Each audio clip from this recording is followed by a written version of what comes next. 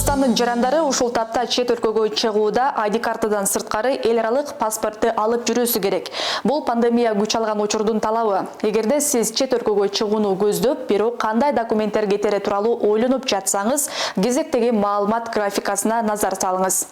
Орусияга барууну каалаган кыргызстандык жарандардын колунда коронавирустан таза экенин тастыктаган ПЦР анализдин жыйынтыгы болушу керек. Ал анализ Орусияга кирерден 3 күндөн эрте эмес Банецкий лабораториясында тапшырылууга тийиш. Аталган лабораториядан анализ тапшырылганы Орусиянын өзүндө интернет аркылуу тастыкталат. Өлкөгө кирген кыргызстандык жарандар башка чет өлкөлүктөр сыяктуу эле 14 күн изоляцияга алынат. Азырынча учактарда түз каттамдар дагы эле орун ала элек. Бирок чартердик рейстер аркылуу учууга мүмкүнчүлүк бар.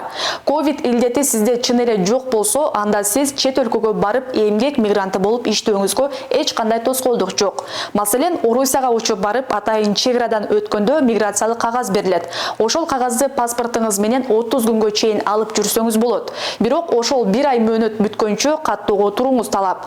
Каттоого туруу үчүн эмнелерди кылуу керек? Маселен, өзүңүз жашаган аймакка же сиз жашаган батирге каттоого туруп, анын негизинде 3 айлык, 6 айлык же болбосо 1 жылдык мөөнөткө уруксаат алышыңыз керек.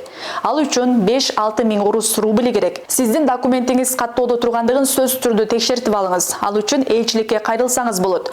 Пандемияга байланыштуу Орусия талаптарын жеңилдеткен. Айрым жарандардын каттоо мөөнөтү өтсө да кечирим берилген. Эскерте кетели, бул бир гана пандемияга байланыштуу.